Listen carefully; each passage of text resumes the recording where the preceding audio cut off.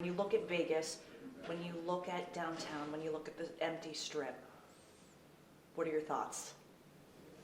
Well, you want the positive thought or the negative? The positive thought is, my gosh, this is like 1964. I can drive anywhere quickly, and it's wonderful. There are no traffic jams and no accidents. That's the easy side of it. The sad side is it's just tragic. We've been working for, well, we've been here since '64, but the whole community and building, the past 50, 60, 70 years, building a community from a few thousand up to now 2.3 million in southern Nevada, and a mecca for conventions, tourism, hospitality, dining, entertainment, sports, and so much more in the convention business. And that's the sad thing. That's the sad thing. It's just stopped dead. Does it break your heart? It does more than break my heart. I mean, when I recall that we were 2% unemployment, and right now we're probably at 30%, that we heard when the governor had his announcement the other night, 300,000 have filed for unemployment.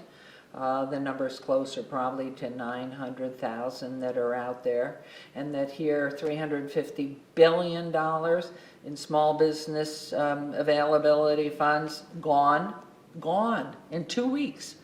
And so it's a very, very sad, sad look. And then if all that money is gone, it makes you think of all the small businesses here that can't get help from the federal government right now.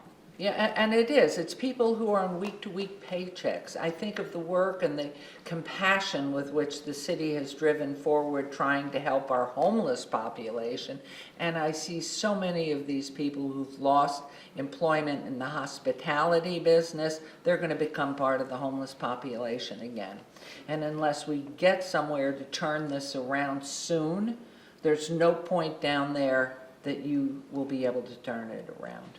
You called the shutdown total insanity. Right. Why? And because medical officials around the world are saying these shutdowns are working to prevent the spread and death. The reality is, for as long as I can remember, and I go back as a little girl when poliomyelitis was there, and nobody understood it and was scared to death, and the fear was consuming the entire country. It was everywhere. And since that time, we've had virus after virus. We've never shut down. And every single day of every one of our lives, we don't know if we're coming home that afternoon, whether we're going to have a brain embolism or we're going to have a cardiac problem or get hit by a truck. Or slip in the bathtub, or get mugged by somebody. So it's just, we know what we have built here, all of us together, in a very, very diverse, caring community. And all we ask is please give us the opportunity to get back to work, to earn an honest dollar and be able to support our grandparents and support our parents and support our children. If Governor Sisolak was here right now in this room, what would you say to him? The same. Please open us up. If you heard the phone calls and the people with whom I meet on a regular basis at the supermarket and the gas stations, wherever I am, or down with social services, wherever I am in the community, it's heartbreaking. They need to be able to get back to work, to earn a paycheck, to go to the grocery store. What makes Vegas great is the people who have no names, the valets, the cooks, Yes, the housekeepers, the yes. servers, the street performers, the Yes. people Oh, wow. who are relying on tips, Yes. on what is your message to them who are waiting for unemployment, who have no work, who have no paycheck, and who may not be able to get the CARES Act money till May. They are waiting Yes. and have no money. What's your Yes. message to them? To get back into business. I mean, I think of the barber or the manicurist, the hairdresser, the wedding chapel, everybody you've listed there. These are people, this is why Las Vegas is such an incredible place. And what we've been able to do over these past 50, 60, 70 years is to build this vibrant community that's known worldwide. For a place to come have a wonderful time, to have a convention meeting, to know that it's its reputation is such that it's a wonderful community. You'll be safe, you'll be healthy, and you can get your business done, or you can go and just have a wonderful time because the level of hospitality is so wonderful. But it's exactly the people you've mentioned. Those are the ones, and those now that are sitting, that put all their money into building a tiny business and have been able to establish a way of life. And those are the ones that just don't have a prayer.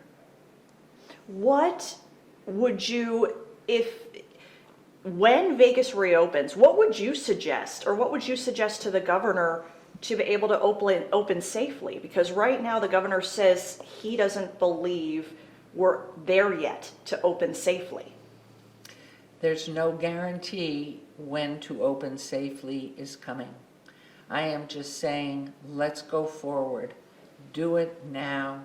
Give those who are the people you've just spoken to, and so many more, an opportunity to earn a living, because there is no guarantee. Every physician will tell you, no, we can't tell you what variability this virus is going to take on, when we are going to have control, when we're going to have a vaccine. We can't answer that. So do we wait until there's nothing left here? Do you have any suggestions for casinos? I mean, with capacity, with rooms, how would we do this? I look at the casinos and whom they employ in the various jobs. You've mentioned them, the people, the cooks in the kitchen, those who are the security, the people at the front desk, those who clean the rooms, the maintenance people, all of those people. They're part of the very heartbeat of every single hotel that's here, in addition to the other private hotels that don't have gaming as well. And those are people, when they have closed down, when they've been ordered to close down, those 7,000, 10,000 or more individuals, they now have no ability to pay their rent, pay their mortgage, pay for their children's clothing, and those are the very ones you have to open, because there is no arm to get around this virus definitively to say, here is when we will know. Is there It's not there. Sure. Is there any practical way to keep people safe, to social distance, in your opinion, and then but reopen at the same time? I think that's everyone's question. I think it's all about being a civilized community.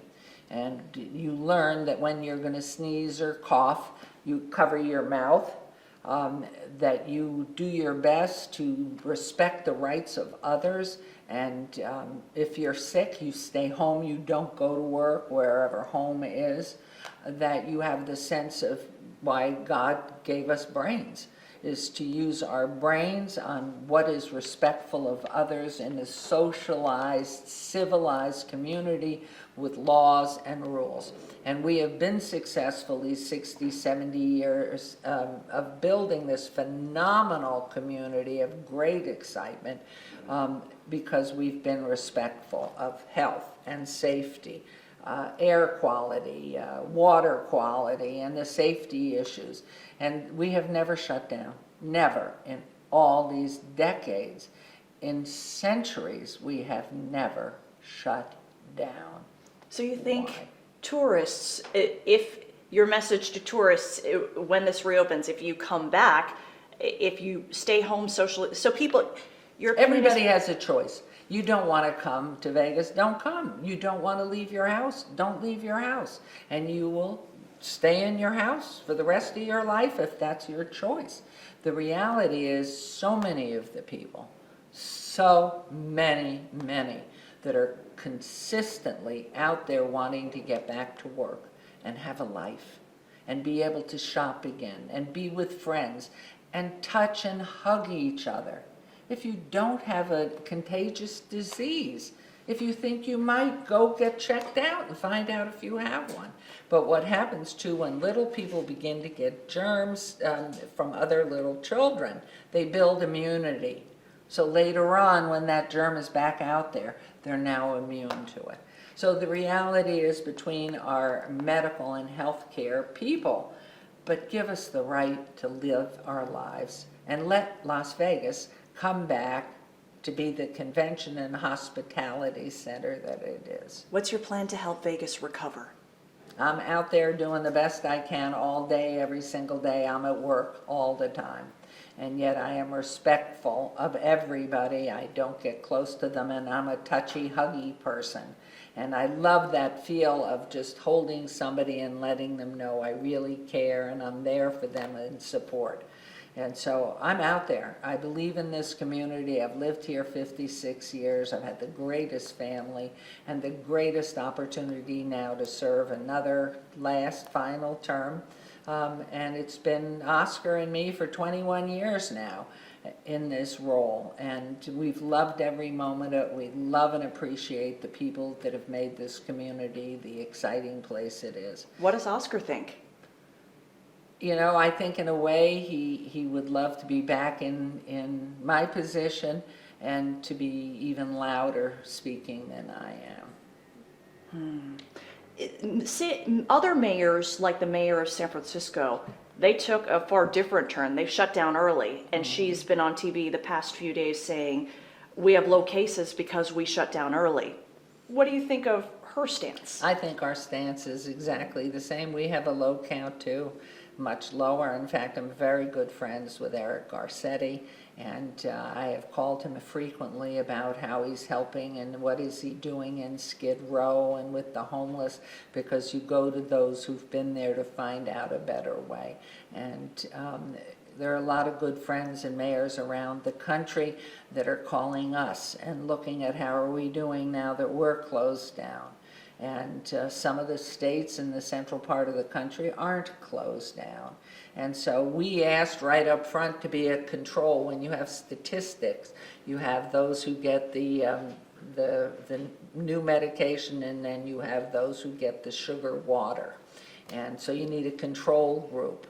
The city of Las Vegas asked to be a control group, let us stay in business, leave our businesses open, and then shut everything else down. That didn't work. I'm going to read a viewer. This is not my thoughts. This is just a viewer. Okay.